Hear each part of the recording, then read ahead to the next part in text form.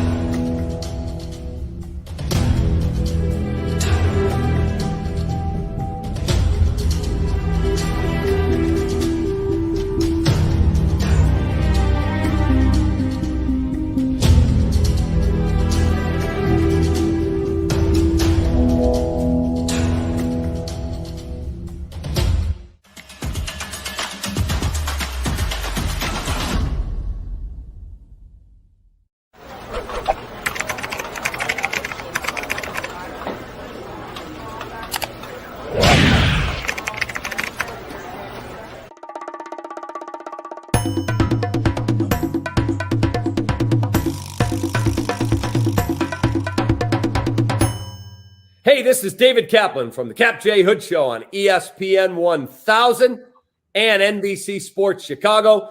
Now get ready to listen and watch to Bulls 101 with Kris and Larro. Take that, Sparkles.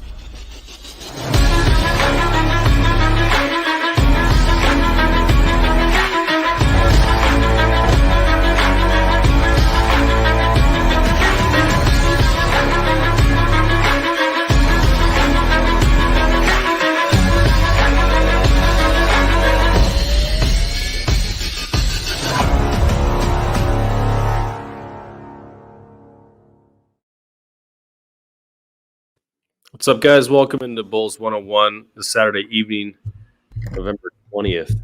With my guy Larro Golden, as always, to discuss the Chicago Bulls, who just finished a 5-game road trip along the West Coast, where they went 3-2 and almost went 4-1 and probably should have, but pretty exciting road trip. One of the most successful we've had in as long as I can remember.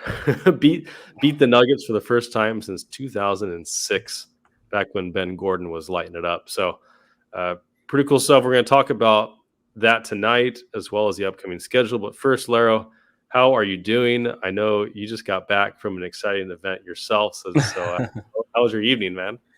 Man, the evening was great, man.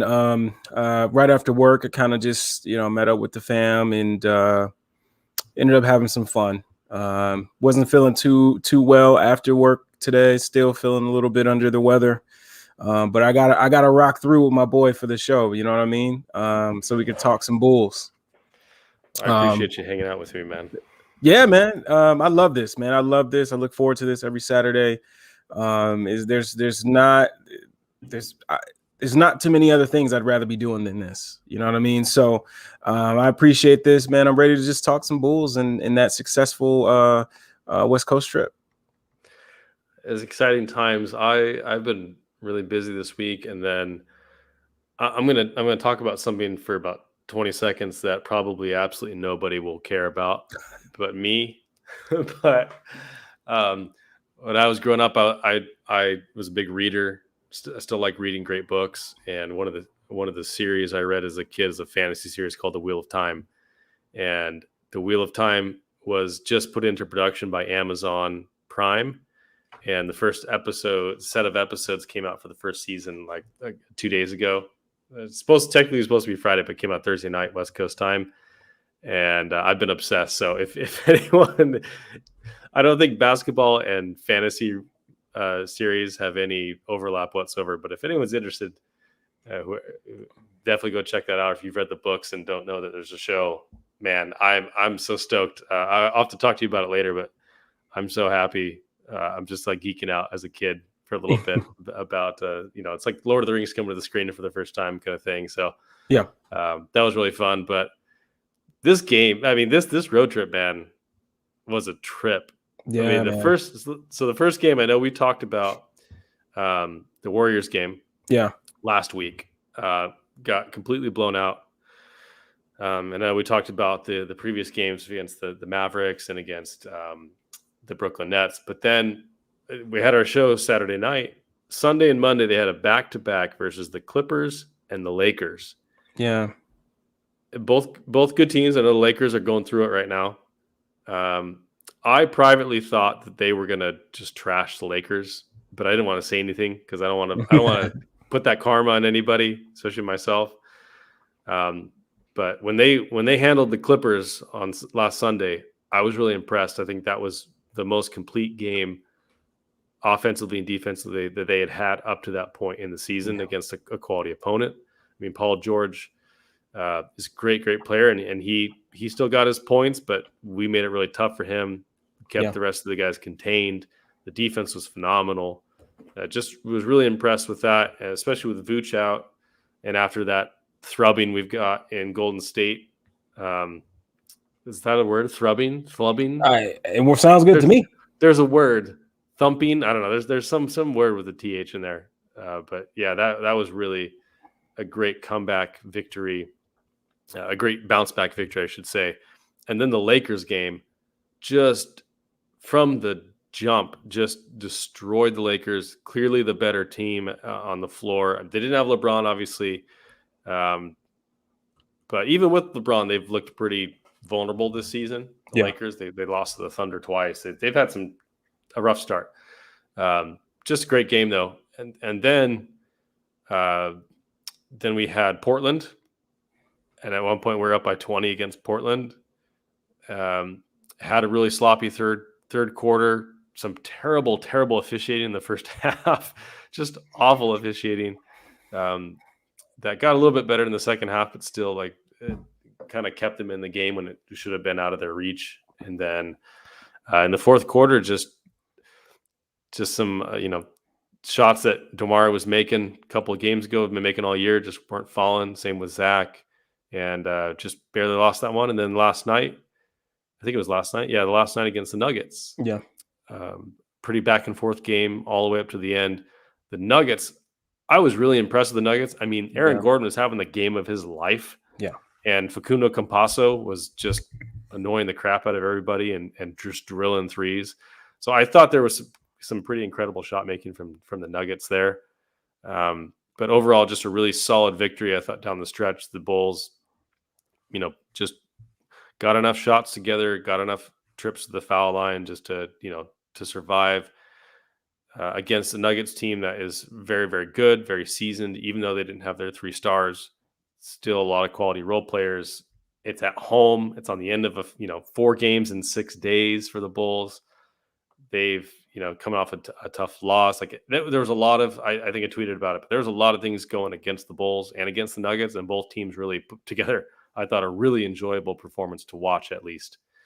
So anyways, I just want to give a quick synopsis of the 5 games, but wanted to see what stood out to you. Maybe we can start with the Clippers game. What stood out to you in the Clippers game from what the Bulls did from an offensive or defensive standpoint, or just overall?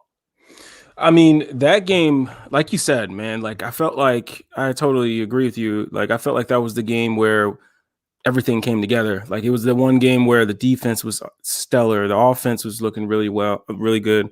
And I mean, I think Paul George went 7 for 25 that night, if I remember right. And I mean, to be able, that's one thing, right? Like we know that Alex Caruso and Lonzo Ball are like our absolute engines to the defensive side of the ball.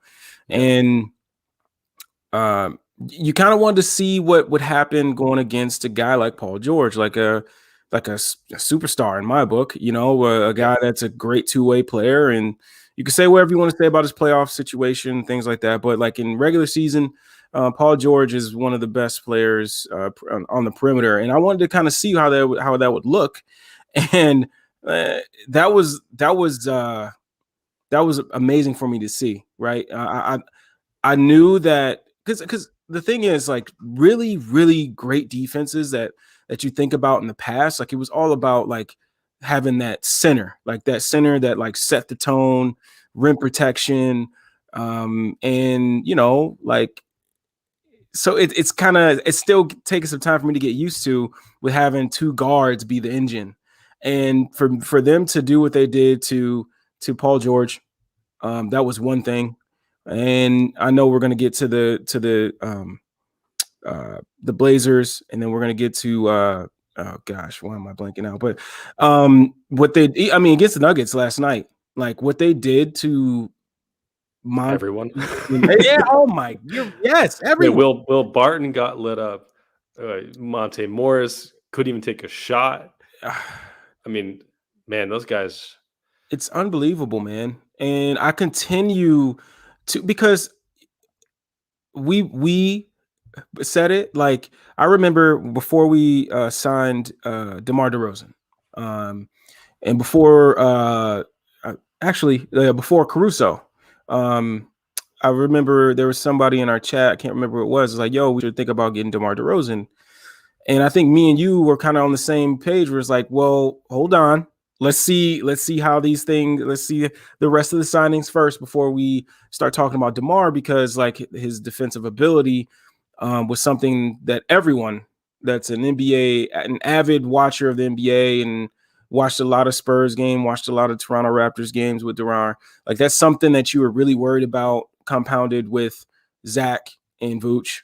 You were worried about if you could have enough defense while, you know, also having enough offense. And once we signed Caruso, then we were both kind of like, okay, yeah, let's go get him. You know what I mean? But honestly, man, DeMar has been like, yes, every now and then he'll get beat off the dribble. You know, like there's DeMar, but like for the most part, I've been impressed with him off ball. I've been impressed with him defensively this year. Completely. He has been way more consistent in his rotations. The whole team has really been on a string. There's still breakdowns. I mean, and that's going to happen. Like, I'm sure coaches realize that it's just about stringing together 48 minutes worth of quality play on both ends.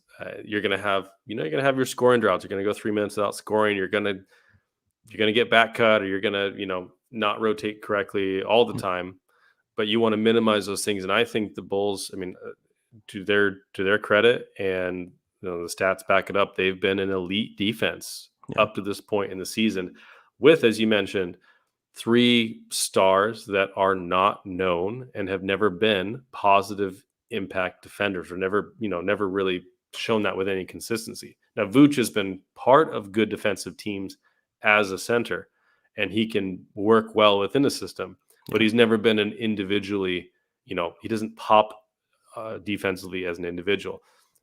DeMar has been a part of very bad defenses, and he and Zach have both had a lot of miscues on that end. Yeah, all 3 of them, and especially DeMar and Zach over this road trip, have been really, really good. I know we talked about last week that Zach had quietly kind of regressed in some points, or had been more consistent. After we had that conversation last Saturday, I thought this week he was much more like the end of last season and like the Olympics Zach we've seen. He was getting into guys, and there's Alonzo and Caruso have gotten a lot of love this week as well. I think Kevin O'Connor had an article about him. Our friend Jackson Frank had an article about the Bulls defense and highlighting those guys, and just the chaos that they are empowered to create on that end. And DeMar and Zach and Javonte, and I mean, everybody has been it's just really impressive. Like, it's so much fun. I don't know about you, but I'm having so much just fun watching them. And I I've always enjoyed watching good defense, Yeah. but this defense is different.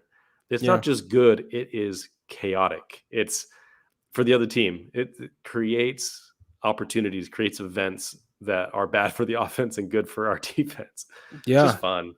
I think what you said this. I think you tweeted it. And I think it's complete, like it's, it's kind of satire, but at the same time, like it's so true, right? Is you don't have to worry about rim protection if they can't even get to the rim. You know what I mean? And it's like, that's so true. Like that's just so true. And when you have Caruso and Lonzo out there doing what they do, man, it's tough for opponents, man. It's really tough, but it's fun for us to watch because like that's something that we love to see. I remember when we signed Caruso, people were like, "Oh, why Caruso? Caruso this, Caruso that." This isn't a big deal. Yeah, exactly. You're seeing it every night. You're seeing it. What I love before you're gonna say what you say. What I love about Alex Caruso is like you could tell that he loves like. There are some people that there's some players that are like, man, I'm more than this. Like I should be able to do this. Like I should be able to do that. Like no, Caruso's like, I know my role. I know what I'm here to do. And he takes pride in it. And that's one of the things I love about it too, man. Like he knows that like he could probably put up a couple more points a game. He could probably maybe get a couple more assists a game, but he knows this is why I'm here. And I'm going to do it to the best of my ability. And man, he's been doing it. Yep. He knows his role and he's a star in his role. I mean, if anyone's a star in their role, Alex Caruso is. Like he doesn't play outside of himself. He plays to his strengths because he knows we got Zach, we got Tamar, we got Vooch. And he even said this in an interview, I think with, I can't remember if it was with, I think it was with the JD Redick podcast, but he was like, we got, we're making plays for them. Like we're putting together actions for those guys. Me and Lonzo know that we're not the primary guys eating. We're there to facilitate and grease the wheels of the offense. And, if I get an open shot, I'm going to take it, but it's got to be within the flow. He's not out there freestyling on the offensive end. But what Jackson Frank pointed out is they're able to freestyle a little bit on the defensive end because they can rely on that string, on those guys behind them. And especially in this road trip, I think it's been so impressive to see, they've been switching 1 through 4 with Vooch on the floor, with Bradley on the floor. But now with Derek Jones at the 5 and even Javonte Green at the 5, we've seen in spurts, they're switching 1 through 5 and they are causing absolute havoc for opposing offenses. And you watch Caruso, and here's the value of Caruso. He is a proactive defender. He's not a reactive defender. And it's very, very different because reactive defenders let the offense come at them and then they react to it. And they and so they're always just a little bit late. And it doesn't mean that they're bad defenders. You can be a good defender and be reactive. But you watch Caruso, he's so good at screen navigation that he blows up the initial action, right? They're trying to run a dribble handoff, and they can't even run a dribble handoff because they can't hand it off because Caruso's, he's smushing his way into the middle of it. He's blowing up that play. And so then they got to go to the next thing. Okay, let's try and run this pick and roll. They can't run the pick and roll because they can't get around that screen. Because Caruso's already in front of them and he stonewalls them. They can't get into the paint. They can't dribble. They can't get a dribble penetration. And then at that point, they got 8 seconds left on the clock and they're just trying to throw it around. And then they're like left in an ISO and then he'll like poke the ball away from you with 4 seconds left. And you saw it with Monte Morris. He blew up all sorts of actions on that play. And then at the end, he poked the ball away from Monte Morris. So Monte Morris had to basically take like a fadeaway 28-footer from along the baseline, and Caruso's just sitting there with this Rufio hands up there waiting to just snatch it from him. Like that's the type of thing that Caruso does, is he prevents the offense from even running the play in the first place. It's not about just being in the right position and getting your hands up and contesting. A lot of defenders are like that, and if you can do that, you can be a good defender. But he goes way beyond that, and Lonzo's the same way. They're just so smart. They anticipate what's coming, they've studied these guys. They know the plays. They're calling them out, and that can completely transform. And we've seen it transform the Chicago Bulls defense. Man, I tweeted it, man. I said, I don't like Davion Mitchell is the rookie for the Kings. He's also very fun to watch on ball as well. But I've like, okay, I do this from time to time, but like with the Bears, right? With the Chicago Bears, for a lot of my time living and being a Bears fan, there wasn't a lot of times where I'm like, man, I can't wait to watch this offense. Like, if you grew up as a Bears fan, a lot of the times, like you were all about Brian Urlacher. You're about Julius Peppers when he was here. Lance Briggs, Peanut Tillman, and the defense was what you like. Oh man, can't wait to see the peanut punch. Oh man, can't wait to see how many sacks Julius Peppers gets. And it's like that for me with Caruso right now. Like, of course, like I love the offense. Don't get me wrong. I love what the Bulls are doing offensively with DeMar DeRozan and Zach and Vooch and the rest of those guys. But like, I absolutely am dialed in on the defensive end when Caruso's on ball. Like the things that he does, like the technique, the body control, the core strength, like, he's man, like the things that he was doing to Denver, like they wanted to get to certain actions and they just couldn't. Like they just could. There was nothing they could do. And if it wasn't for an Aaron Gordon having probably the best game of the season, he hit some tough shots, man. Like fading, the fadeaway baseline with two guys on him. Gosh, come on, that's wild play. That's crazy. But like, I feel like we could probably, if we just had a whole show just for Caruso and Lonzo, like we'd be able to have a whole show. We'd be able to just break down tape and talk about certain things. Like, wow, man. Like, Aaron Gordon, 10 of 12 for 28 points. Facundo Campazzo, 4 of 5 from 3. I think he went 4 for 4 in like the fourth quarter or something. The dudes just could not miss. Will Barton, 9 of 16. He got man. It's so much fun to watch. That was a good game. Yeah. We needed every advantage in that game because Denver's really, really, really hard place to play. But anyways, I'm getting ahead of myself here. Let's talk about the Lakers game. Because that one I think was the most fun to watch just because there was a certain satisfaction of just going into LA, Staples Center, and just absolutely thrashing the Lakers. I mean, it was an absolute thrashing. Like we were up by 17, I think, at some point in the first quarter or maybe the early second. And then it kind of fluctuated between like 10 and 17 points for the whole second quarter. And then the third quarter, they got it down to like 6 or 7 or something at one point. And then we just went on this huge run in the third quarter. And then Anthony Davis got ejected when we were up by like 20-something points. And game was over. But it was showtime. They went into the Staples Center and they became the Showtime Lakers. Yeah, in Staples Center. I just wow, man, that game. Like, okay, coming into the game, you're like, we're small. Vooch is out.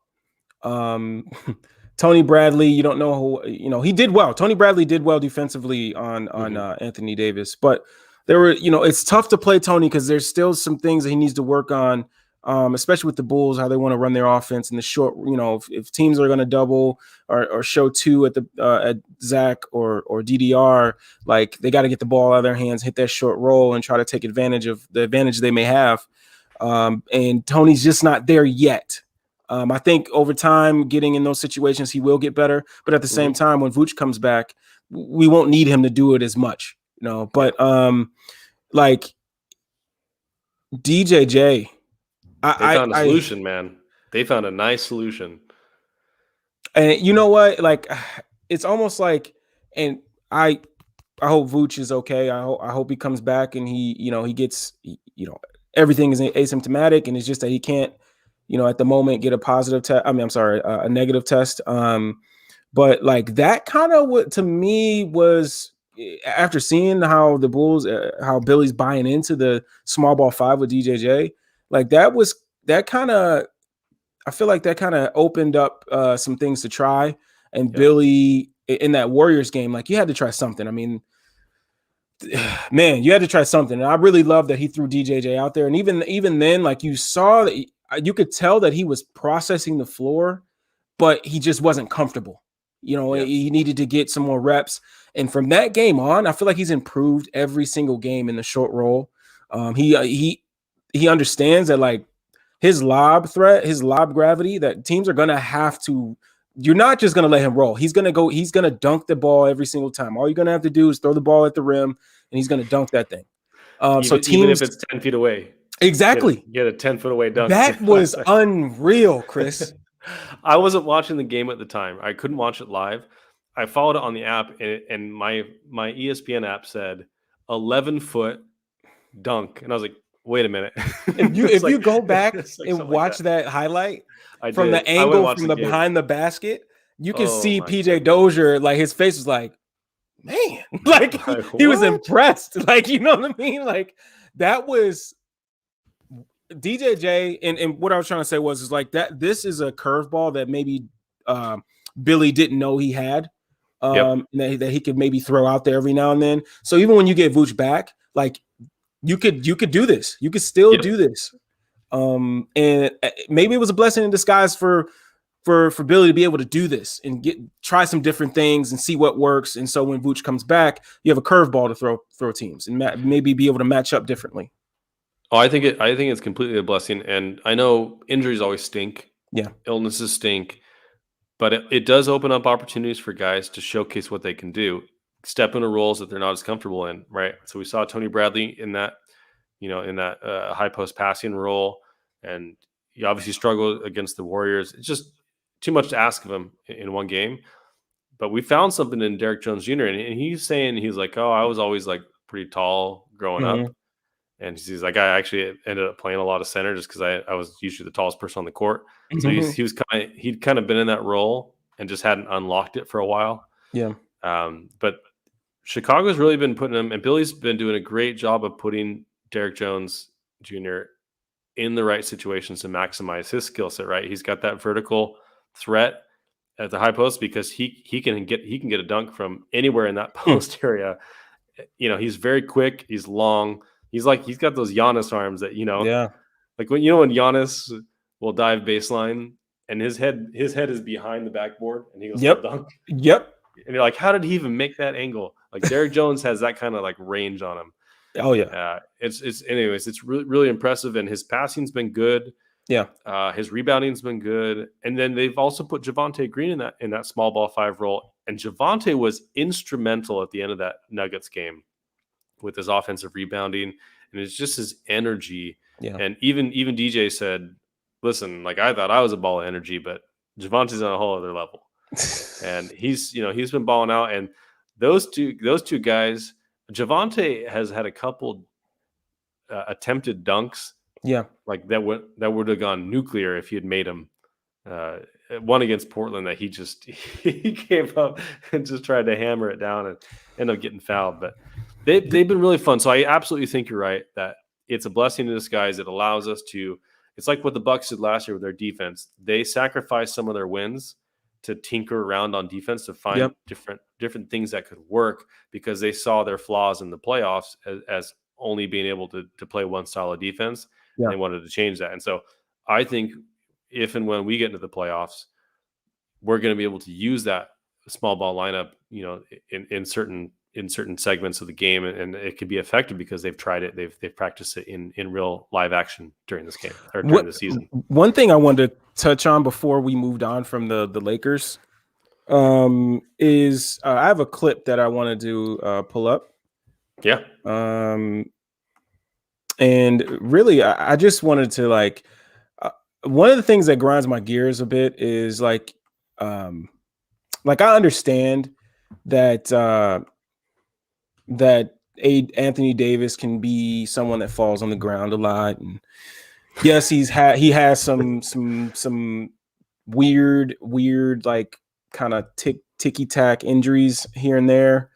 But like the dude is a star. Like when he defensively, he's like, I mean, come on. Like I think No, I he's get really I get good. the joking with someone about him, but like for instance, like against this the Bulls, right? When we went against the Lakers, like the thing was, oh, how is Anthony Davis not dominating this team? Oh, he's so soft. Like, how is he not dominating DJJ and whatever? And I just thought that was one. I thought that was disrespectful to AD, but two, the most I thought disrespectful was towards the Bulls, because if you think that Anthony Davis was just soft, I think that's disrespectful, because if you didn't pay attention to how the Bulls were really collapsing on him and saying, hey, look, Lakers, he ain't beating us. So one of y'all out there, you know what I mean? Like somebody else has to beat us. Anthony Davis will not beat us. And this you want to full screen this? Oh, you yeah. You just there you go. Just it adds a little bit more space. So for this play here, like I just want the viewers to pay attention to AD, DJJ, just watch what they do with AD on this play here. And for the listeners, you got Russell Westbrook coming up with the ball in the middle of the court kind of deal here. You got Avery Bradley coming up here on the right wing, I think going into the right corner. Carmelo Anthony's on the right block, AD's on the left block. All right, and I think, let me go here. I can't tell who that is. But yeah, so the gist of this is just basically paying attention to the attention that Anthony Davis gets on this particular possession, right? So you're gonna get, who is it's Taylor Horton Tucker, I think. No, it's Wayne Ellington. So Ellington. So what they do is, right, so Russ brings the ball up and they kind of run like almost like a wheel action where Ellington runs across the floor to the right side of the floor, and you got Avery Bradley that kind of cuts from the right side of the floor to the left side. So just getting some movement there. And Russ enters the ball. He swings it over to Avery Bradley. Avery Bradley swinging it over to Melo. But here's the deal. I mean, look at this, right? You got Lonzo and you got DJJ sandwiching Anthony Davis. They're not even paying any attention to Russ, which why would you, in the corner, right? So Lonzo is there. DJJ is still plastered on him. They swing it over Caruso to the right. Yes, the right wing's like kind of jockeying back and forth. Yep. DJJ tries to contest for the post entry pass they sent to AD. He tries to go get it, but if you see, Lonzo's ready right here. Zach's here. All the eyes are here, right? You got Lonzo coming over to make sure. Anthony Davis swings it back out. DJJ still on him. Now just watch Lonzo here. Right, Lonzo's eyes there. You got Zach digging down. Right, DJJ still fronting him. All the Lakers want to do is give the ball to Anthony Davis. That's all they want to do. Just let me pass it to Anthony Davis, exactly. Please. Lonzo, I mean, he's on strong side corner, and he's still digging down to AD.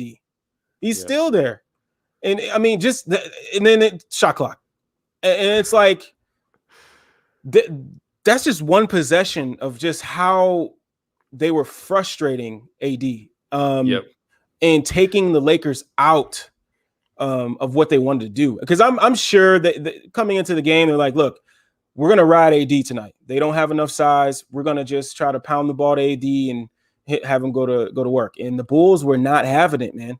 They weren't. They just weren't. And credit to Billy D, man. That scheme frustrated the heck out of Anthony Davis and the Lakers. Now they did adjust. You saw Vogel adjust at halftime. He tried to get Anthony Davis more around the elbow area, and like kind of like that 10 to 16, 18 foot range. And in the third quarter, Anthony Davis actually got a bunch of shots off from that range. Yep. That was able to kind of work around the Bulls defense. But that first half, Anthony Davis, I think I want to say he had 4 total shot attempts. That would make sense for 2 points, or it was like 2 shot attempts with 1 made shot. It was like really bad. It's like basically completely took him out of the game.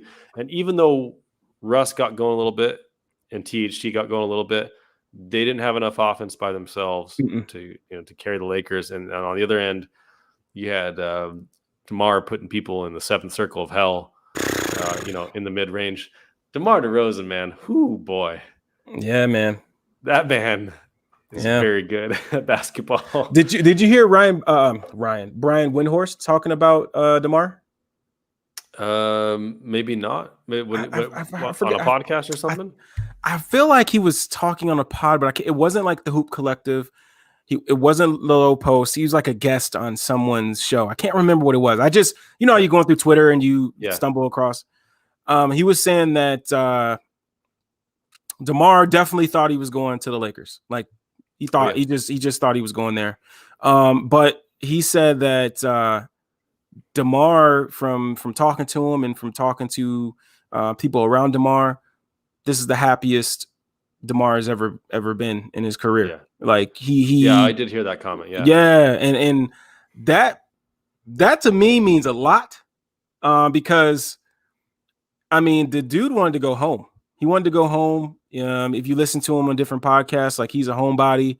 And for him to come to this cold town and love what's going on here. I mean, you see it, he's hugging Zach, he's hugging Lonzo. He's like, the vibe is there, man. Like it's there. And it's really cool to hear that, I mean, cause remember, Kris, like, this, it was hard to think that guys like DeMar would want to come here and play for this organization because of, what this organization is. It was a mom and pop shop for a while, and they didn't act as if they were the third biggest market in the game in sports. So to see that DeMar DeRozan he's having so much fun and they're winning, this only bodes well for in the future with free agents and maybe even buyout candidates.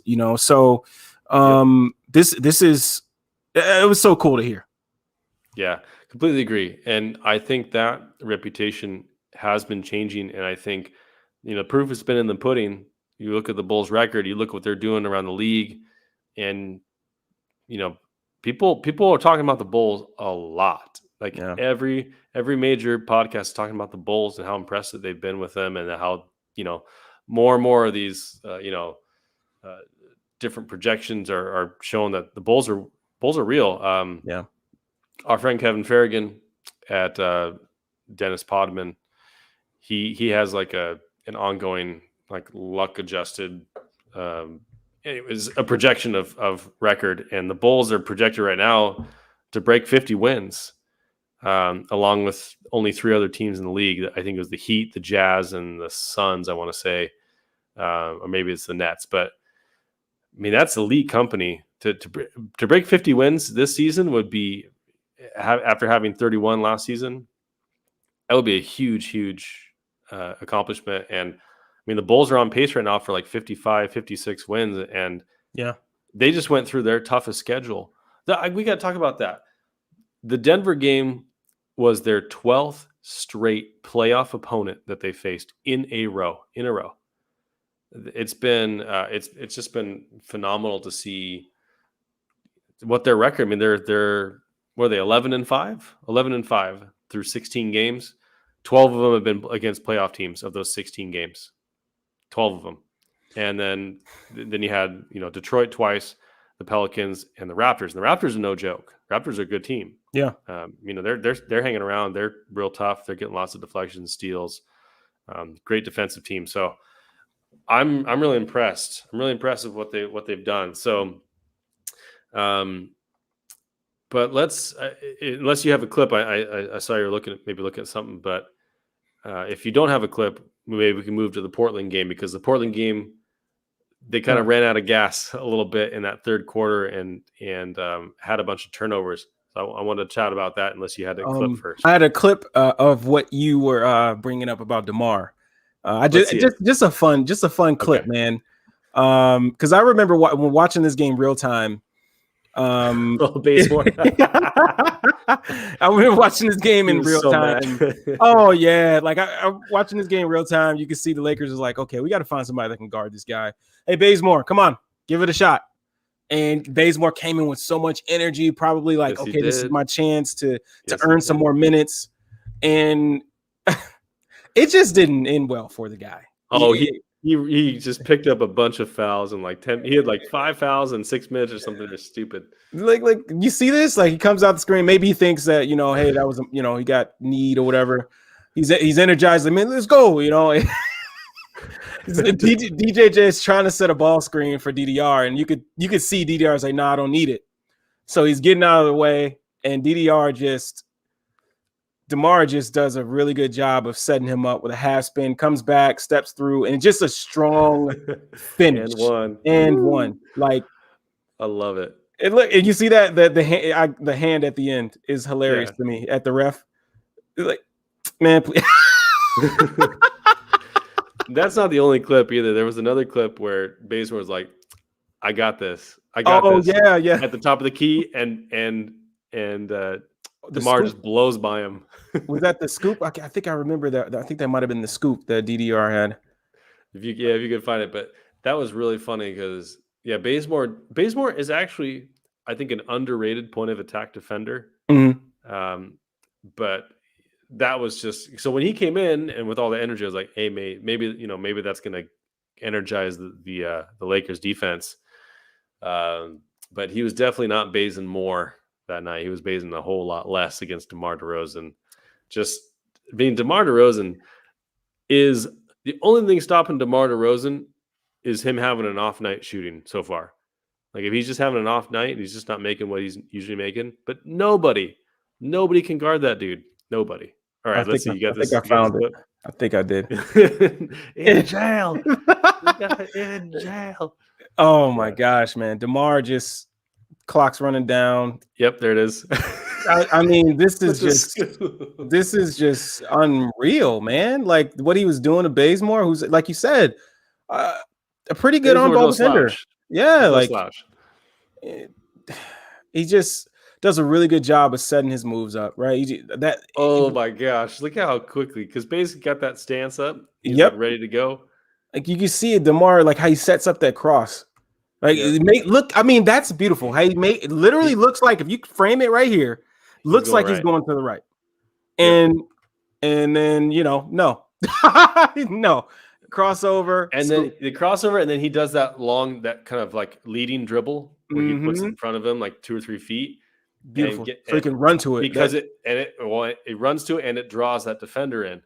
And so then he can catch that ball, and now he can take his little Euro step, get that little floater, get the little roller in the lane. Whew, man. He is basketball art to watch on offense. Talk about people talk about, James Harden, right? He plays like his pace. He doesn't speed up, doesn't slow down. Like he plays his pace. He unbothered completely. DeMar is that same way, man. Like he may not do the dribble through the legs and step back. Like that's not his thing. But DeMar does a really good job of, if you watch him late in the games, right? Guys are trying to get into his chest and make him speed up, and he's just got his arm out and dribbling, looking over the shoulder, making sure the guys are getting into the right spot. Like he's just a fun player to watch, man. Fun player. Yep, absolutely. Zach's been on tear. So these guys, DeMar and Zach, are the first duo to score 25 points in 10 games or more in like an early season since I think it was like Elgin Baylor or something. Like I can't remember. Like it was like 1966. These guys are absolutely balling. And Zach down the stretch of the Denver game, especially, with just incredible shot making, just took over. MG Blazer mentions here Lonzo's at 43.6% from 3 so far for the season on 6.9 attempts per game. Very nice stat.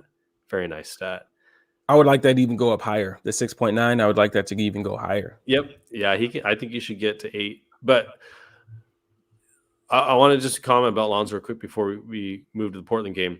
His catch and shoot threes the last few seasons have been good.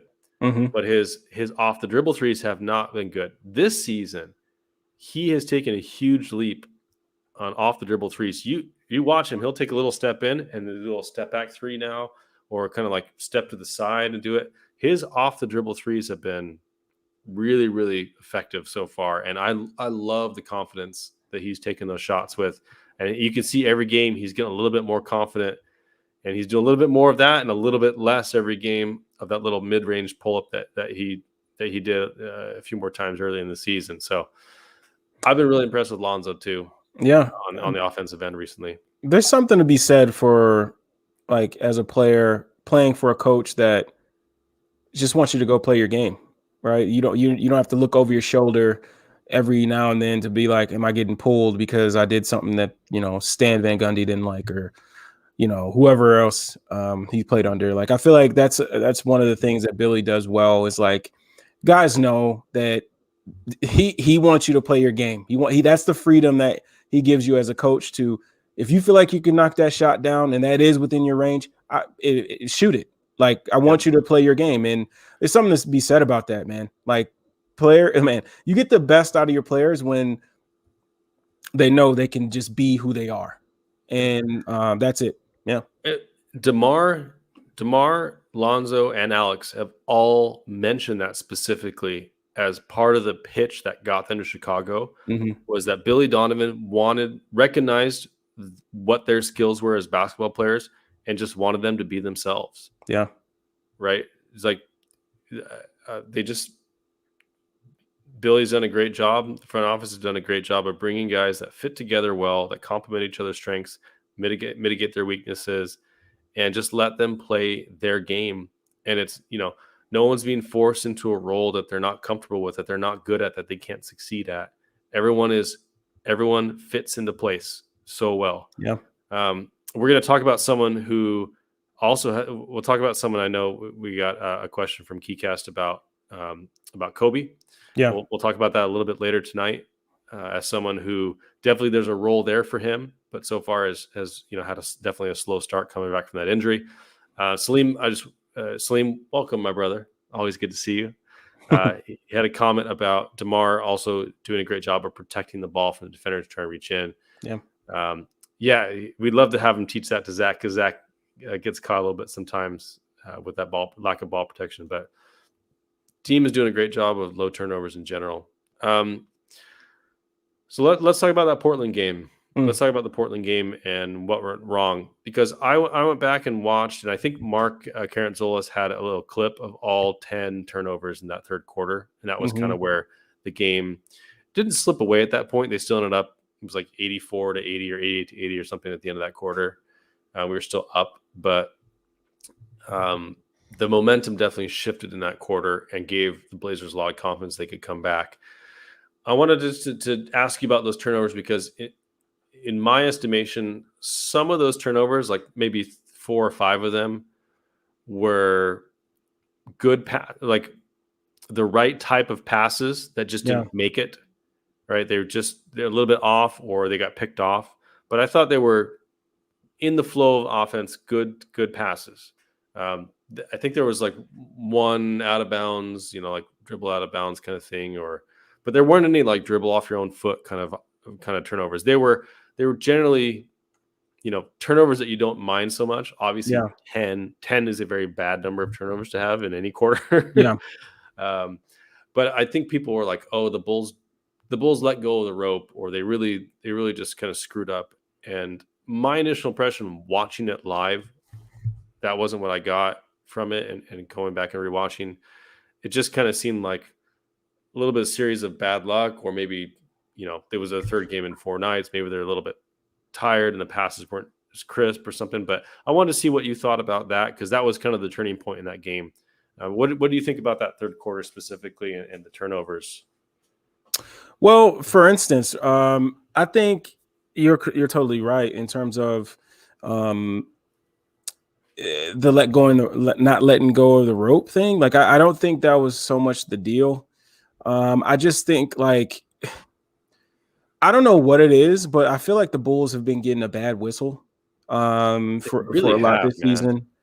But there are, going back and watching some of these turnovers, I just feel like it was kind of one of those deals where there are some times where I won't say let go of the rope, but like when you have a good lead, you kind of start to do like not uncharacteristic things, but like your concentration level drops a little bit because you're like, you got a good lead, and then you kind of you want to full screen that? I'm going to show it on the screen.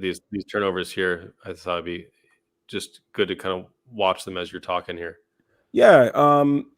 But yeah, like for instance, like a lot of these passes to me, they're the right idea. But again, like, your concentration level is not there because you got a big lead and you think you're just going to cruise for the rest of the night. And then you get to a point where, like you did in the game, where the game's close, and now you got to turn that switch back on. And by that time, it's too late, especially with guys like Damian Lillard and CJ McCollum. If you're close in the fourth quarter, it's Dame time. Yeah. It's a real thing. You're going to get Dame timed every time. We saw it a couple times last season. Like, for instance, I just really think, honestly, too, if you really watch a lot of these turnovers, like Larry Nance Jr. just does a really darn good job of playing defense, man. Yeah. Like I'd love to have him on this team. I mean, just the ability to, look at him, man. I mean, Larry Nance Jr. really, I think, was a catalyst to a lot of these problems. But I mean, I don't know about that call with the that charge. was a bad one. But yeah, man, like I agree with you. I think that the turnovers, they were just like concentration level down a little bit, but also I think Larry Nance Jr. really kind of set the tone a bit with the on the defensive side of the ball for the Blazers in the second half. And as you guys know, people that played ball or people that watch this game a lot, like basketball is such a rhythm game. Once you start to get some easy baskets off turnovers, and you're a good shooter like a Dame Lillard or a CJ McCollum, it only takes a little bit until you're ready to go, and really put some shots up. So, I wouldn't say let go of the rope. I just think like it was a learning thing for them, for the guys, like, because again, it's this, yes, there's still Zach and Coby who hasn't played that much this season. But other than that, man, I mean, it isn't a lot of the same guys. So you're still getting used to playing and learning each other. This is another thing, right? How are you going to respond to these type of situations? Like, I think I said it on the show. Like, it may be a long time for some people, but like All-Star break is where I think, like around that area is where I think we're going to get the real Bulls team. Like in terms of, them knowing each other, Coby being in more rhythm and understanding where his shots are going to be, and just as a cohesive unit, like I think that's where you'll see a lot more of these types of turnovers kind of slow down a little bit. And honestly, when you think about it, they only have 12 turnovers a game. So, yeah. Really to good. Think about that, man, like think about that. Like these guys haven't played with each other enough and they're still not turning the ball over a lot. So, I think the best is yet to come. Yeah, and that's kind of what MG Blazer is saying here as well. Is Zach still kind of reverts to some hero ball tendencies every once in a while. Yeah, but they're getting rolled out in time, and as the team meshes more later in the season, I think it's going to be better and better. Also mentions that the game one of the first of the NBA season was exactly 1 month ago. Crazy what's happened in a month. We are 16 games into the season, and 16 games in, man, that's pretty crazy. It is about 20% of the season done. Salim has a nice question. Let's see. Yeah. Okay. So Salim says, would you still rather have Larry Nance Jr., seeing how well DJ is playing and knowing they could likely get that middling first just outside the lottery? I wonder if we could get him anyway at the trade deadline. Can we give him that first back and get Larry Nance up in here? Because that would be amazing. Personally. Yeah, that's interesting. I don't know. That's a good question because Derek Jones has been really, really good. Mm-hmm. He's been because my thought when he was first out of the rotation was, all right, they traded for him basically to get that first and that second.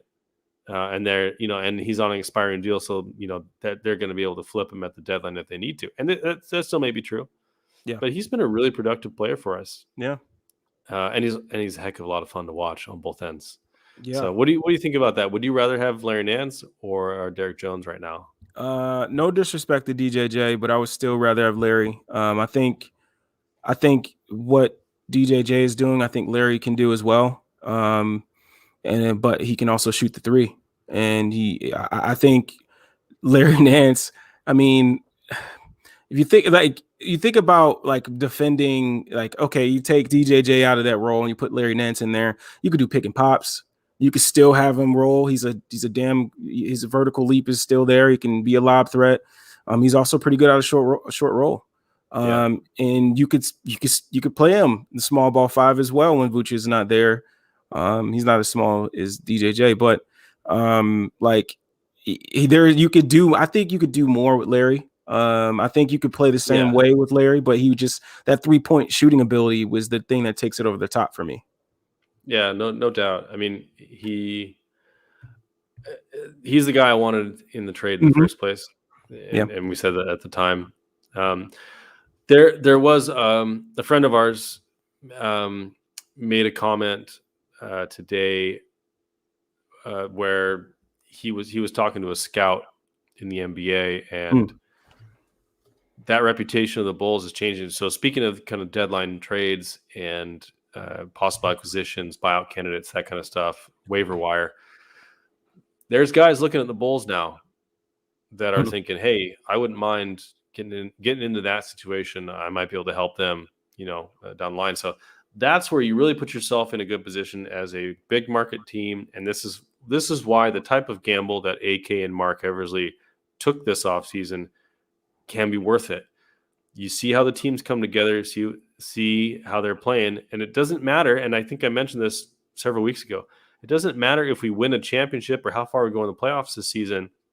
The fact that the Bulls are back in the national conversation is known around the league, and seeing guys like Caruso and Lonzo and Tamar say how happy they are in their situation, 3 guys who have not been as appreciated or kind of been undervalued in their stops, that speaks volumes to other players, and other players want to come here. So now we're reaping the benefits of being a big market organization where people say, hey, Chicago's back on the map. Like, I could be part of something there. They may have room for me. They've got a good thing going on. I want to be a part of it, and they're motivated to do that. Think about all the great players the Nets and the Lakers picked up this offseason on, for minimum deals or the like, just because people thought, hey, this might be a good situation for me to be in. Yeah, you can get value talent because of those reasons. So I think it's a really, really good thing. So I was really happy to hear that today from our friend. That's a possibility coming up. But let's talk about the Nuggets game real quick. I know we've touched on it a couple times. Yeah, but the defense, I mean, Caruso, I just feel bad for opposing ball handlers, man. You start the game with Lonzo Ball on you, or Caruso, or both, and then when one of those guys leaves the floor, Javonte Green and Ayo Dosunmu replace them, or Derek Jones comes up and guards you. Like, do you ever get a break as a ball handler against the Bulls? Like, it's just 48 minutes of hell. It's 48 minutes of hell all the time. It's just constant. And it's really hard to be an efficient offense when you've got guys constantly blowing up your plays. It just takes the team out of rhythm. As you mentioned, rhythm is so important for teams. If you can and you always hear coaches say this, right? Hey, Kevin Durant's going to get his shots. We just want to make him as uncomfortable as possible. We want to get him out of a rhythm because that's the only way he's going to, we're going to slow him down. If you can do that to an entire offense, that's the way you win games. That's the way you tilt games into your favor. It doesn't matter if you're making shots as much. If you can disrupt the other offense and force them into tougher shots, I mean, that's half the battle right there. That's what Caruso and Lonzo provide so well, and Javonte and Ayo and those guys. Yeah, man. I mean, the Nuggets game, I mean, for instance, man, like they just like football with the Broncos. Like if you don't play there 2 times a year, like and it's your first time playing in Denver in years, or maybe you didn't play there this is your first time playing there in your career. Denver is tough to just come in and play. Like you can't just walk off the plane and get onto the court and you're ready to go. Like it takes some time to get acclimated to the altitude there, and that's an upper hand that Denver has when teams come in that haven't been there for a while. That's the upper hand they have, right? They can jump on you real quick because they know you're still adjusting. Now I thought that was something that messed with the Bulls a bit. I thought at the beginning of the game, I thought DeMar was taking some tough shots. But again, I think that is also due to the fact of when you go small, when you play that small ball five, separation on screens and things. Like if, for instance, like a DJJ setting a screen on someone on point of attack, he's not going to create as much separation as when Vooch does, right? So I think that was a little bit of contributed a little bit to that of why DDR was taking some tough shots. Like he's used to being he's used to playing with Vooch, who gives him a little bit of separation where he can just pull up and take his shots where he wants to. I think I know we're going to get to him, but I think for Coby, coming back, I mean, if it was me, I probably wouldn't have played Coby that game because he's working through an injury, coming back from an injury, and also now he has to deal with altitude and try to find some rhythm, trying to find his spots on the team. I think we're going to get to Coby. I'll leave it there. Yeah, man. I mean, it took them a while to get going. And then obviously once they finally found their rhythm, the Nuggets were ready to go. They were still, shooting really well. Aaron Gordon was playing out of his mind. Playing out of his mind. Some of the shots Zoo was hitting. Some of the shots, man. Some of the shots they were making, like every guy was hitting that corner three or that pull up three. Like there was some incredible shot making. But I'm not taking anything. I won't take anything away from the Blazers, from the Nuggets. They played a tough game.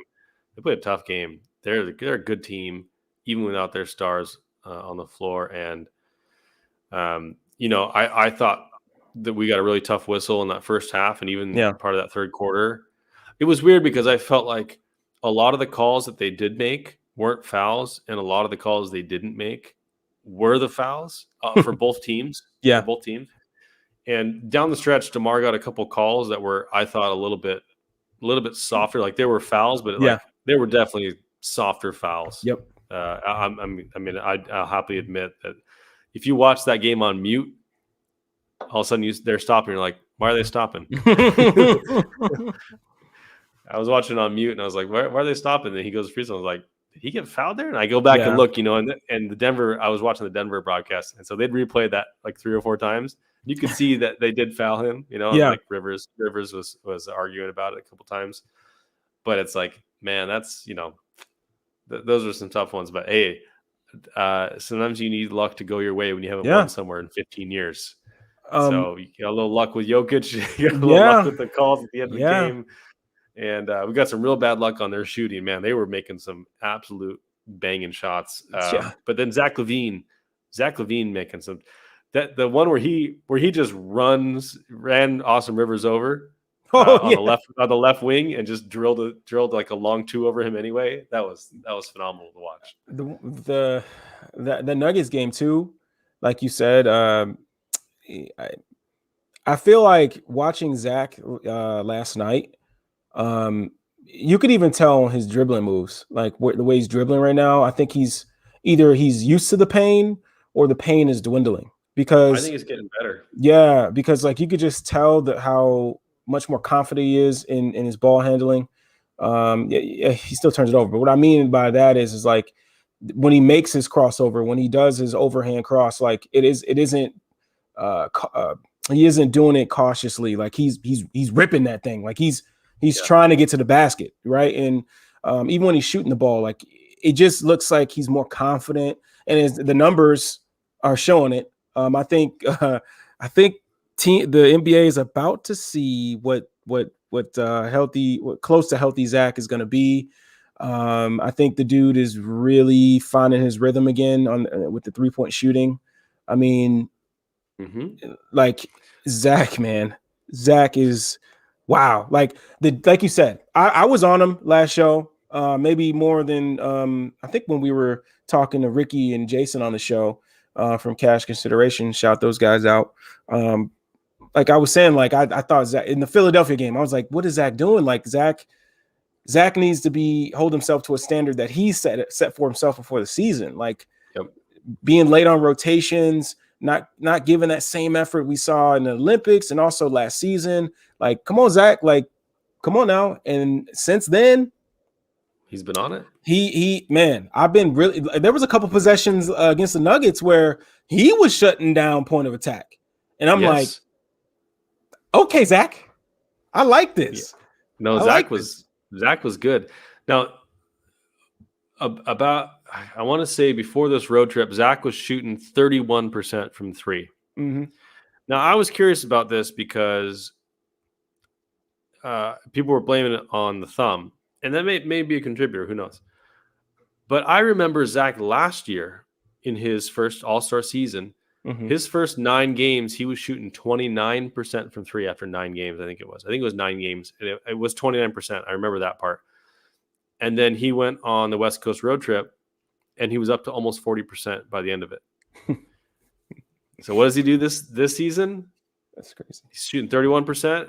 Guess what he's up to now? He's up to 40.3% on 7.4 attempts per game.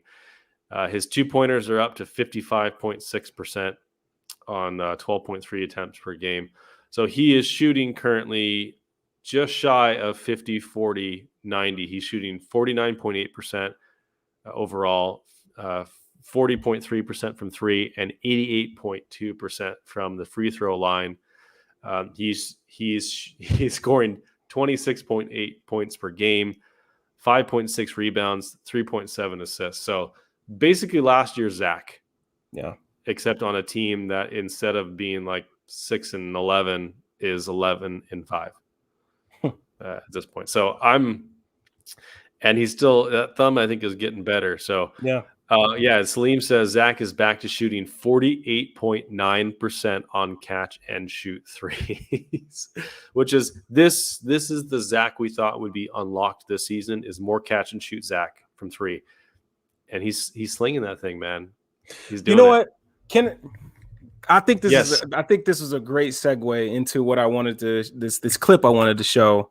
Again, it was against the Lakers, I believe. But let me find it here. I think I remember the name when I named it. Is it all the vibes? Yes. Say all the I try to do my best with like naming these so I know exactly what it is instead of having to click on it and watch it and know what it is. So you guys, Salim just put it in the chat and then you brought it up and you talked about, percentages from catch and shoot. And one of the things that I talked about and we all talked about was like adding DDR and Lonzo, you'll be able to get him off ball to take advantage of his cutting and also his catch and shoot threes and being able to attack off the catch because he has S-tier athleticism. Like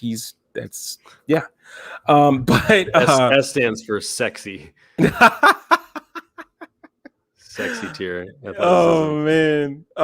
But like this is to watch. I loved this ATO because I thought it just shows what moving Zach around does to a defense. Moving instead of some plays you stick him on the wing or the corner because you want to create space that shooter can't. I mean, the defender that's guarding Zach can't leave him by too much because he's 48.9% from catch and shoot threes. So obviously he can't, leave that far. But also like with a guy that's so athletic and so much, and Zach is probably one of the best conditioned athletes in the league. Like, how about you run him off some screens? How about you create some havoc that way by making defenses have to communicate and, find Zach all the time? If you continue to just have him sit in the corner or wing, they know where he's at all the time. But how about move him around and create some confusion? And I thought this play really showed some good stuff. And what you're getting is a stagger here. So what Avery Bradley is trying to set himself up to lock and trail. Rondo is guarding Io here. You got DJJ and Io setting a stagger here. So what Zach does really well here is he splits it, right? He splits it, and Rondo and Avery Bradley communicate and they switch it. And what's going to happen is Io is going to pop up to the left slot area, slot wing. They're going to swing it over to Io. But what I love is, right, so Zach does a really good job of changing direction. Like what you want to see on these types of cuts is a guy stick his foot in the ground and get the other way as fast as he can. And he does that. Boom, sticks his foot in the ground. Rondo's already lost. But what I love is too, right? So you get a stagger. The first stagger was set by Io and DJJ. He splits it, he cuts across the lane to the right side of the floor. And Javante comes from the right corner to kind of under the basket here to make it look like he's posting up a bit here. But what he's doing is kind of, lulling. Who is this guard name? I can't remember. But I think it's Wayne Ellington. Lulling Wayne Ellington, right? So he's not doing anything. But Rondo is in trail, and he steps in front of Rondo to set a screen, right? So this is already would be a floppy. But now you get in a double floppy would be one on the left side, one on the right side. But this is what you would call like a staggered floppy. So you get a one screen here, and then another staggered screen as a second screen. So this would be a staggered floppy. Zach comes off of a screen touch and go kind of deal from DJJ. But what that does is now when you get Rondo trailing, and the Bulls did a really good job of screening, which I talked about against the Warriors, where when they were playing box and one, that's one thing they didn't do well to help Zach, is they didn't screen really well for Zach to be able to help create some separation. And what that does is when you screen really well, you get guys that are guarding who you're screening for to be in lock and trail. And that's what you want. You want guys to be in the trail position, because then you can do what you're doing now, right? DJJ slips it, and that creates confusion as well. Anthony Davis has to communicate with Rondo, like, okay, are you getting there, or do I have to show? And because Zach can take that three from the left wing there. Oh yeah, he'll knock it down. All day. So AD has to show, right? AD shows. Zach does a really good job of making the extra pass to DJJ, who had slipped the staggered screen here. And this is what I'm talking about. Moving Zach around, creating that confusion, creating havoc on the defense where guys are just trying to make sure Zach gets, because that's what it comes down to at that point. We got to get the ball in Zach's hands. So let's sell out on Zach. But when you do that, you create opportunities for his teammates, right? And if a DJJ around the basket, I want that all day. Give me that all day. And you set him up to finish over the top. And I thought that really showed, it was a great example of what happens when you move Zach around and you create some confusion. And that's what you want. When you have a guy like Zach, you have to get all the juice out of that fruit. You gotta squeeze it and get all that juice out of that fruit as best you can. And I think that's what you have to do. And I love that from Billy. I love it too. It's like, you've heard the phrase trying to squeeze blood from a stone. Or that's a player without the type of offensive capabilities that Zach has would be a stone, right? You're trying to squeeze blood from a stone. Like, it's tough, but he's a fruit, right? Yeah. This is a terrible metaphor, but yeah, I feel you. You got a lot of juice there. And it's the same thing we talked about after the Warriors game. You look at what the Warriors do with Steph Curry off ball to create confusion. And the reason is, it goes back to what I said at the beginning of the show. When you're creating confusion, the defense is now in reaction mode instead of proaction, right? They can't be proactive because they're in trail position. They're trying to communicate in real time. Are you going to take this? Are you going to step up? Or are we going to switch this? And when you do that, you create those small openings. And the Bulls are really, really good at taking advantage of those openings because they got guys who are athletic and get to the rim. you got guys that are really, really smart passers that can find that open man and get the ball to him real quick. They just have the perfect personnel, and you got to have more of that. So the ATOs are nice. I think Billy's really done a nice job on his ATOs this season. He's really, really improved since last season. Now he's also got better personnel than he did last season. Because last season was like, okay, it's going to go to Zach. They're going to take the shot. So the defense could key on him. It doesn't matter what they did. But now it's like you got Zach and DeMar, or you got Lonzo out there when he's on fire. You can't help off those other guys to get on Zach as much. So I agree with you, Larro. The more we can see of Zach moving off ball, I think the easier those opportunities are going to come. And you run those plays a couple of times, you may not have to draw it up out of a timeout. Yeah.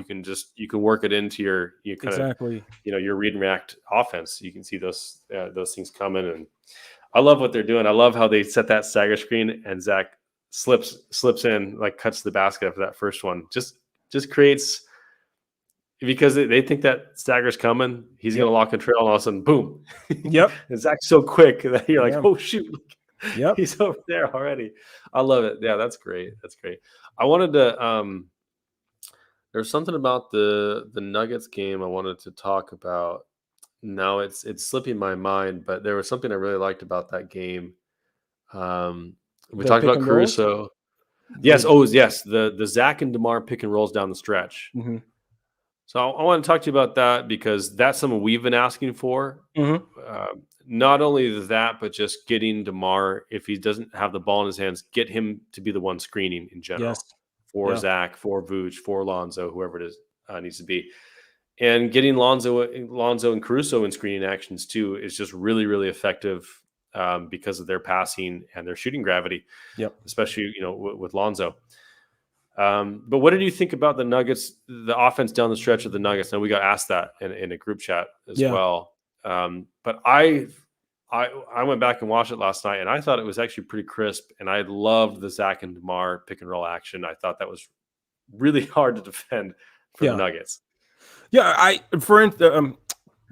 so before I say what I'm going to say, like I absolutely love that we have two guys that you can, in three when Vooch comes back, that you can just match up hunt, and you could. All right, they got this, they got him. Okay, come here. You come here. Like I love that they can do that. But I think my thing is like I felt like, let's say those shots weren't falling, right? Let's say Zach was having an off night, DDR is having an off night, which I don't know if they're both are gonna have an off night, but you just never know, right? So I just would love to see that as like a back pocket deal, right? Where our sets are not working. We can't get Vooch in that zipper cross set. We can't get that the Chicago action going on. They're top blocking the Chicago action. Fine. All right. They forced us into doing this. Let's do it. DDR and Levine, let's get into that pick and roll action. You guys go to work and work off of that. We'll just work off of that. Now I love that they did that and they got the win. Like that, ultimately, that's what matters. Get the win. But I think going forward, now that we're starting to see how good this team is, and we're seeing that this team has a high ceiling, I think you kind of want to start to think about, okay, what if you're playing a team that can keep them in a half court, that can stop them from getting on the fast break off of turnovers? They're going to, so they're going to have to play a half court game. Now I want to start to see some more different things. Okay, the Levine and DeMar DeRozan pick and roll, perfect. We can do that. But okay, what if they have two switchable people, wings, or two switchable players that can do that? You're not going to have that much of an advantage. But now I would like to see them run some offense. Let's get back, because I felt like in that game, I think it was the Blazers I'm thinking about, is when we went against the Blazers, we kind of went that one-on-one, and when the Bulls were running offense, I felt like they were getting good shots. But they get away from it sometimes because they are DeMar DeRozan and they are Zach Levine. So they just think, which most of the time they will get shot off. But like they get some buckets. Exactly. But I think I would love to see them start to kind of depend on some offense in terms of ball movement, player movement, and then if teams are shutting that down, then okay, let that be the back pocket. Like the fact that you're going to now have DeMar DeRozan pick and rolls with Vooch, Zach LaVine pick and rolls with Vooch, and now LaVine and DDR pick and roll, pick and pop, like. That's tough, man. That's a lot of stress on a team. So that's just how I feel about it. So like I'm not knocking the way they won. I just would like to see just for down the road, I would like to see some more half court offense. Yeah, no, for sure. It seemed like it was their kind of safety blanket, right? Which is good because they weren't doing it as much earlier in the year. It's definitely something that's kind of been a new wrinkle more recently. Like you saw early in the year, it was definitely that empty side pick and roll with Vooch was like the backup, like the go-to if things weren't working. And maybe, it was the last game on a long road trip. Yep. Maybe it was just like, hey, yeah, you're right. That's a great point. Dub. That's a great point. Dub. But you're right. That should be. I mean, that's amazing. If that's your third option in your action, that's really good third action, right? Like if you got a guy like Kris on the other side that blows up your first and second action, you can't get that dribble hand off. You can't make that hot cut. You can't get it to Vooch in the post or whatever to set something up. That is not a bad option to fall back onto. But you're right. I think they need to, and I think that they will get more creative with their sets as they go along with the season and they get more comfortable. You want me to be honest? Yeah.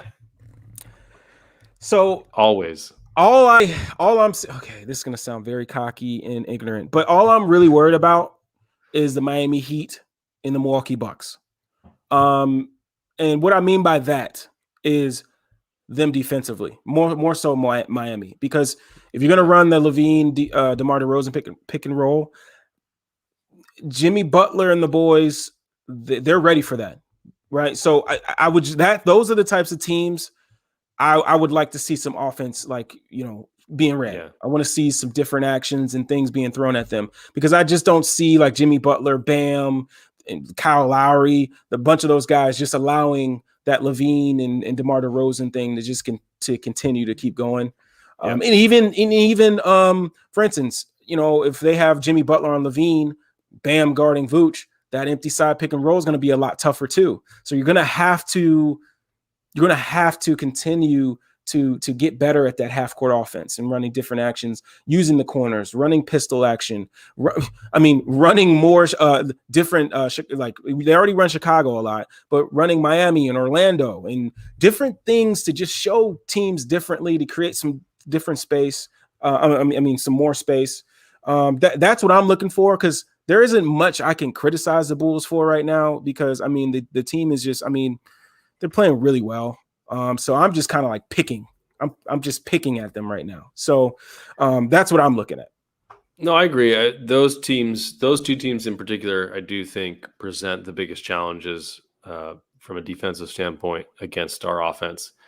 And because we've got Vooch, but they've got Bam. Mm-hmm. They've got PJ Tucker. They've got Jimmy Butler. They've got Kyle Lowry that can switch 1 through 4, switch 1 through 5 with Bam. That's going to be I would really like to not see the Miami Heat. I know, right? In a playoff series, especially like the first playoffs. Like if it's like a 3-6 and this Miami Heat is 6 and we're 3 or vice versa, something like I'm not going to be happy about that. I don't want to see them anytime soon. We're going to see them this a week from today, actually, for the first time. Big test. Vooch, please be back. This week we've got the Knicks tomorrow. We've got the Pacers on Monday.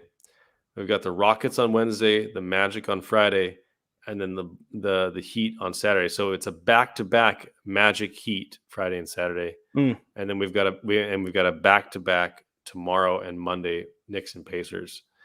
So we've got. I feel like we have not had an easy schedule at all. Like we've got the Rockets. The Rockets hopefully will be a nice rest. Hopefully. But you never know. They give the Knicks problems tonight. So, we'll supposedly Mitch Robb got hurt tonight. so he might not. Yeah, be I gotta available look tomorrow. into that. Chicago is favored by 5 points tomorrow against the Knicks. I don't know about that. We'll talk about that in a second. But Mhm. before we do talk about the upcoming schedule, let's talk about Coby White and his Yeah. return and what we've seen so far. He came back against the Lakers. He's been playing like 10 to 15 minutes basically since then. The Bulls ran a promotion. Who's going to score first, Alex Caruso or Coby White on that night? And both of them ended up with 0 points, which is pretty funny. So they did it again, I think, for the Blazers. And I think Coby ended up having, let me bring it up. I think he only made, I want to say he just made one shot. Yeah, I think so. Against the Blazers on like a layup, if I remember right. But let me look it up here. He didn't make a shot. He went 0 for 2 against the Blazers, and then he went, I want to say 1 for like 5 or 6 against the Nuggets. He went 1 for 7 against the Nuggets, so he made one layup against the Nuggets. So, to me, he has looked a little bit lost, which is expected. He's looked a little bit lost on both ends. He's trying to find his rhythm, his conditioning. He's trying to find his role within the system right now. The shot. I mean, he hasn't played basketball. He hasn't played like real basketball since April of last year. Yep. So May of last year. So I don't blame him. Like fans are going a little bit crazy, I think. And I always said if he comes back, even if he has a great first night, he's going to be inconsistent. He's gonna have to ease into it. Yeah. But what do you think? What have you seen from Coby so far? Either good or bad? Any concerns? And how do you see him fitting into the rotation going forward? Any changes basically since we talked about it last? So the first game back, I thought he was very timid offensively. He had some opportunities to shoot the ball even more, which is to be expected. He just doesn't like, even the fact of knowing how much room you have to get your shot off like that. It takes time to get that back in your mind. Like, okay, oh God, this guy's closing out. Let me move the ball. Where back in the day, Coby catches that, he understands he can still get that shot off.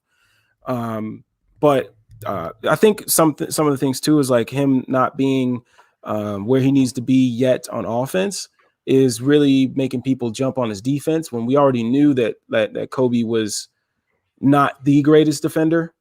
But like his offense compounded with his defense, people are ready to throw him off the ship.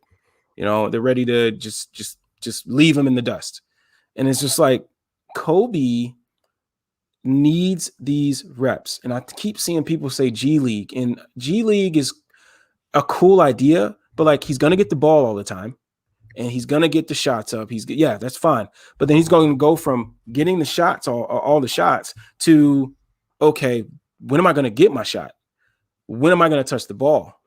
Right? Yeah. When DeMar DeRozan and Zach LaVine are in the game and he's in the game with those guys, he's just going to have to figure out, okay, like the guys have to figure, like, remember, like, it's not that easy. It's not that easy to just, even when, you know, he's coming off a shoulder, right? But in terms of like, when I say it's not that easy, it's not easy to step into a game with a guy you've never played with in a real game in terms of DeMar, and knowing, okay, when DeMar drives left, like, where does he want me to be? When DeMar drives right, where does he want me to be? When DeMar comes off that dribble handoff, what should I be looking to do? Right? Yeah. That's what Coby's going through right now. Coby's not getting the same shots that he was getting before Vooch got here. And he only played for Vooch for a little bit. Yeah, he played well with Vooch, but like he only played with him for a little bit. There wasn't a whole season, you know. So he's just got to continue to work at it, because like G League is a cool idea, but again, like he has to learn where he's going to get his shots on this team, on the Chicago Bulls, not taking 20, 30 shots in the G League against lesser talent. Like that's just not going to help you. Yeah. I mean, I just feel like people would just give him more time. Like the winning ball games, like let him get it going, because once Coby is back in where he needs to be, and understanding where shots are coming from, and getting back into playing games, being in game shape, like he's going to be a huge piece of that bench. The scoring that he provides is needed. And if you take him off there, you take him off that bench, like, you know, I'm sorry, guys, like against high level teams, you need a Coby White. You need a Coby White to come off that bench and score. And the defense, yeah, like it could be better, but we always knew Coby wasn't the best defender. Like that's not his deal. So that's just where I'm at with it. Like I'm not, like I was the same way when people were ready to execute Vooch because of his start to the season. You just got to know that, like, these guys, basketball is a rhythm game, man. You just don't step on the hardwood and everything is back in order. Like it takes time. For sure. I mean, and with Vooch, he didn't have an issue. There was nothing wrong with him physically. He just was out of rhythm. He just needed time to, to get his groove back. With Coby, he hasn't played basketball for like half the year. He's rehabbed this injury instead of spending the entire offseason, in the gym and getting to know his teammates and being on the court with him all the time. As you mentioned, he's got to figure out where he fits in that offense. And if it were just a conditioning issue, if it were just like, hey, he just needs to get reps for, running up and down the court, then the G League may make more sense in that kind of role. But think about, I think you make a great point here. Look at Coby's teammates this year versus last year. The only teammate he's familiar with is Zach LaVine for all of last year and Javonte Green for like a couple of games last year after the trade deadline. Because Vooch isn't playing, Patrick Williams isn't playing, Troy Brown Jr. is not in the rotation right now. Those are the only 5 guys on the team that he knows, that he's like familiar with. He hasn't played with any of these other guys. So he's got to learn DJ's tendencies. He's got to learn DeMar's tendencies. He's got to learn Io. He's got to learn, all these different guys that are playing.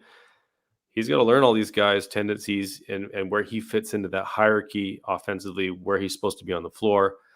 Defensively, he hasn't played next to Alonzo Caruso, but I think he's going to be a much better defender by the end of the season than he was last year because of the positions that they're going to put him in. Yeah, but it's going to take time. So it's as I expected. I just preach patience. In crucial games where it might cost us the win, or you want to take Coby off the floor to put someone in who knows a little bit better. I don't have a problem with that. Like if that's what the coaching thinks is the right move, but it's going to take some time. I think could be into like the new year before we really kind of see Coby get his groove back a little bit. Siakam came off a very similar injury and very similar timeline. But Siakam is like the star of that team. Like he's the best guy on that team. He knows he's going to get the ball in his hand. So he doesn't have to. And it's a very similar team coming back. The only new guys like Scotty Barnes, right? So very different situation for Coby, even though it's a very similar injury. And they have very different skill sets. And they're very different in the hierarchy of their own teams on offense. So I would just preach more patience. But I mean, it's definitely been rough so far. Like it hasn't been good. I don't think Coby would tell you that, but I don't think anyone's more frustrated about that than Coby is himself. Mm-hmm. Like I'm sure he wants to get back to being the Coby we saw last year and the year before. So, and he will. There's no reason he can't be. But it's just going to take time. He hasn't played basketball for a long time. It's just going to happen. So yeah, I'm not mad about people suggesting he should go to the G League. I don't think it's offensive necessarily. I just don't think it makes as much sense right now as it does giving him 10, 15 minutes a game with these guys, because I think he needs to get those reps with those guys anyway. Yeah. All right, let's talk about the schedule coming up this week. The Knicks. All right, so the Knicks are the team that I'm most worried about because they have an incredibly good bench and they have size up front that they can use. So I'm not sure if Mitch Robinson is going to be out for tomorrow or not. I don't know if you can confirm that or if you've heard anything about it. Let me see. I haven't seen anything about it recently. So I don't know. But assuming Mitch Robinson is going to be in the game, first of all, make sure Patrick Williams has a bubble around him. I don't want any more injuries. But that's going to be. Oh yeah, he's probably going to play. Wait. No, yeah, he has a bruised nose. Yeah, he'll probably play. Oh, he'll play. All right. So I don't know why Chicago was favored by 5 points, because last time we played them in Chicago, we had a much healthier team. Yeah. And they cooked us for most of the game. I mean, like, there's no way around it. They were ahead. They should have won that game by a lot. And then Chicago came back, and we know what happened. Obviously, came down to the final shot by DeMar that went a little wide. The Knicks have obviously had some struggles since then offensively. Maybe Kemba Walker doesn't decide to become the second coming of Jesus in this game like he was last time, but it's gonna be a tough game. So I think that's our toughest game is the Knicks, and the Heat is the other one. So the bookends of this week are gonna be real tough. The Pacers are 7-11 right now, and they have been pretty bad and pretty banged up in general. But it's also it's on the road. Oh, no, I'm sorry. It is at home, but it is the second night of the back-to-back after the Knicks game. So that can be a tough one. I think the Rockets, you got to win that game. You got to win the Rockets game. You got to win the Magic game in Orlando. But they've been playing really well too. Yeah. And our guy Wendell Carter's out there smoking people from the 3-point line. He's shooting Lonzo numbers right now from 3. Yeah, man. And then we come back home on the second night of a back-to-back against the Heat. That one is the one I'm really interested to see how we match up, because the Heat are one of the few teams that are projected to win more games than us right now, and have really just been pretty phenomenal on both ends so far. I was skeptical of the Heat's offense coming into this season, and I think I was a little worried about their lack of depth and the age and injury history of some of their players. But so far they've been putting together, and they've, as you mentioned before, they've got the defensive talent to bother our guys offensively. Yeah. So it's going to be an interesting game. But they got to score against us too. That's true. Very true. Caruso and Lonzo are gonna have a lot of fun with Jimmy Butler and Kyle Lowry and Tyler Hero. So we'll see what happens. But it's another tough week in the NBA. I don't think. 2 of those games are going to be really tough. 2 more of those games are on back-to-backs. Yeah. And then we got one, hopefully, gimme in the middle of the week. It would be really nice to just blow them out and rest our starters for that one. Yeah. But we'll see what happens. What do you think about that slate coming up?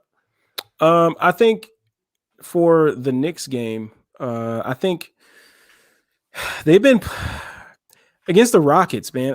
I was looking at some of the clips and saw some of the stat lines. Like, they had a tough time with the Rockets for some reason. I would have to watch the game to see what it was, but it was they had a pretty close fight with the Rockets, and that's a little worrying if I'm a Knicks fan. That happened. But I just feel like the Bulls had they had their taste of what they're gonna do defensively against DeMar DeRozan and Zach LaVine. I don't know if Tibbs will do it again, but they just weren't going to allow LaVine and DeMar DeRozan to just run those pick and rolls with any problem. I mean, without any resistance. They basically tried to take them out of the game and make others beat them. And one of the things that I like that the Bulls are starting to do more is, again, it's funny how it's starting to fall into place. But Lonzo has been, I feel like, been off ball a lot more. He's still bringing the ball up here and there, but I feel like there's been a lot of DeMar DeRozan. There's been a lot of LaVine. There's been a lot of Caruso as well. I feel like has been initiating some offense, but for the most part, I feel like Lonzo has been in positions to be able to catch and shoot. And I feel like in the Knicks game, I felt like Lonzo was running too many pick and rolls against them. I felt like he was in too many situations where he would be the one to create or have to create. And I think that switch of well, they haven't totally switched it, but the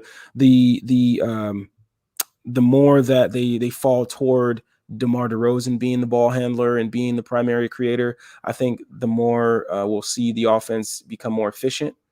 But I think that little twinge, that little wrinkle that they're doing now against the Knicks will help a lot.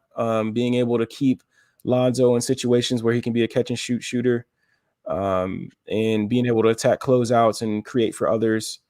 So I think they'll fare a little bit better than they did the first matchup. And then after that, the Pacers, like coming into the season, I was not afraid of the Pacers, but I just thought they were going to be tough, but they just haven't panned out like I thought they would. And I've, hearing Mark Schindler, our guy Mark Schindler, talk about the Pacers a bit, and tweet about them. You could just see there's some frustration there. They just, maybe Rick Carlisle isn't what we thought he was going to be with this squad yet, but I did see that they used Domas Sabonis a lot better tonight. He looked like he was close to a triple-double tonight. So it looks like they're starting. Maybe they'll find a rhythm. Who knows? But they haven't been playing as well, so I'm not really worried about the Pacers. But again, like you said, it's on the second night of a back-to-back. Yeah. So I mean, to be honest, man, the one thing that I love is that this team is going to be in every game. And this team, when you have two guys like Zach LaVine and DeMar DeRozan, there's no telling what you can do that night. So I'm not really, I think the slate, I can see us, let me see. So it's the Knicks, the Pacers, the Rockets, then the Magic and Heat. Yep. So if I had to guess or give a prediction, I would say they beat the Knicks. They beat the Pacers. I know that's tough, but I think they can. I think they can win both those games. They beat the Rockets. So I think they can go 4-1. Okay. I think the Heat will present some problems they haven't seen yet, and they'll just have to go back to the drawing board and use that as like a learning what they need to do against teams like that. Yeah, I think so too. I think they'll lose to one of the Knicks or Heat, and hopefully get the other games. But I could also see them going 3-2. Yeah. If they get caught by the Pacers on that back-to-back, or if they just lose the Knicks and to the Heat, I could see that happening. Yeah. Also, we haven't heard anything about Vooch coming back, so I'm worried about it. I always assumed he was going to be out of the next game because that was, I think, the 10-day mark. I want to say was his next game. But as much as I love the small ball revolution that's going on right now, we need that man back. He's a really important part of that offense because, as you mentioned, what the Knicks did was try and double DeMar and Zach and make everyone else make plays. Vooch makes that strategy a lot more difficult to navigate for an opposing defense. So it'd be really helpful to have him against the Knicks. But one thing that's going to happen. One thing I can say or feel good about is that he may not be cleared of the COVID protocols, but it's not something like an ankle or knee or shoulder. Like he's still going to be able to get his shots up. He's probably getting his shots up daily just to stay ready to go. And whenever he can get those 2 negative tests. So I'm not so much worried about him coming back and being rusty. Obviously basketball shape is basketball shape. So that's something to be worried about. But I think, just him being back and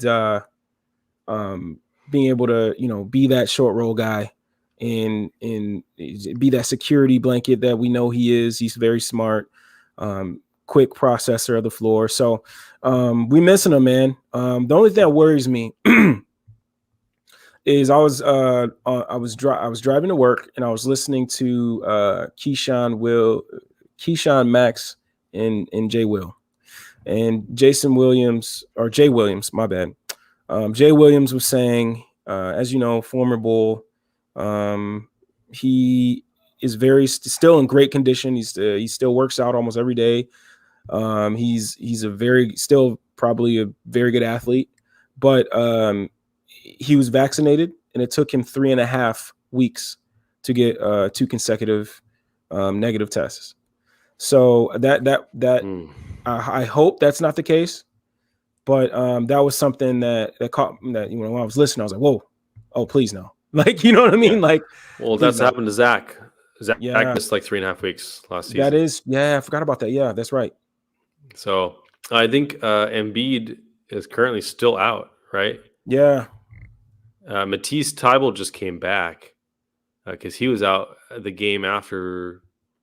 It was the game. No, it was the game before. Like Thybulle went out when we played the Sixers the second time, and then Embiid was out the game after that.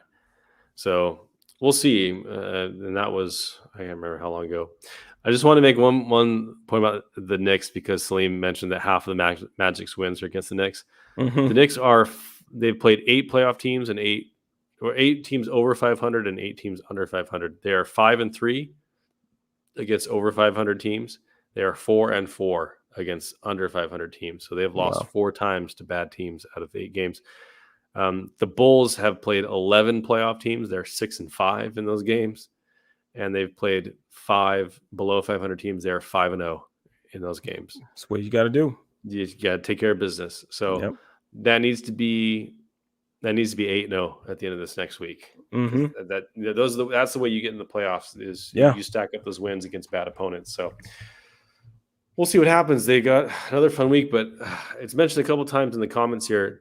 The Bulls are just fun to watch. Yeah. Just fun to watch. And that's such a nice change. So really excited about how the road trip went overall. I thought they could have been 4-1. Yeah. I mean, legitimately, they should have been 4-1. But I also thought they were going to lose in Denver before Jokic went out. So count your blessings where you can. Anything else you want to mention tonight before we let everyone go? And we'll be back again next Saturday. Hopefully we'll have a guest. I know it's just you and me are always fun. I always enjoy it. But it's fun to get someone else in here to mix up sometimes as well. No. So we'll probably have someone next week. No, I just feel like, once again, like I was saying with Vooch, just have some patience with Coby. Have some patience with him. If I was Billy, I would continue to still do the 10 to 15 minute thing. I wouldn't raise it. I wouldn't lower it because just I think that's a good minute projection for him, where it can't hurt the team. It can't, it just can't hurt the team. It's at a good limit. And then once he starts to show you that he's getting back that rhythm, he's playing with more confidence, then you can maybe raise it a little bit. But just stay patient with Coby. I thought some of the positives from the Coby against the Nuggets is that he was looking to score. When he had the ball, he was looking to create offense. Well, not create offense, but he was looking aggressive. He didn't make any shots, but the fact that he was trying to get some buckets, that's a step in the right direction. He was a little bit more involved as well in the Nuggets game when he was out there on offense.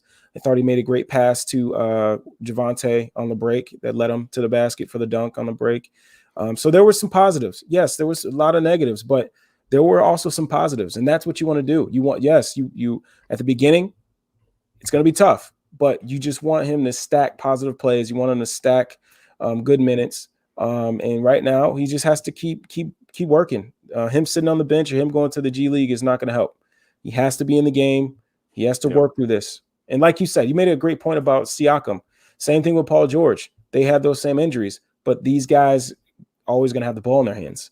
So it's a little bit easy for them to get out of their funk because they know they're gonna have those shots. With Coby, you don't know if he's gonna have 0 shots, 5 shots, 10 shots. He doesn't know. Yeah.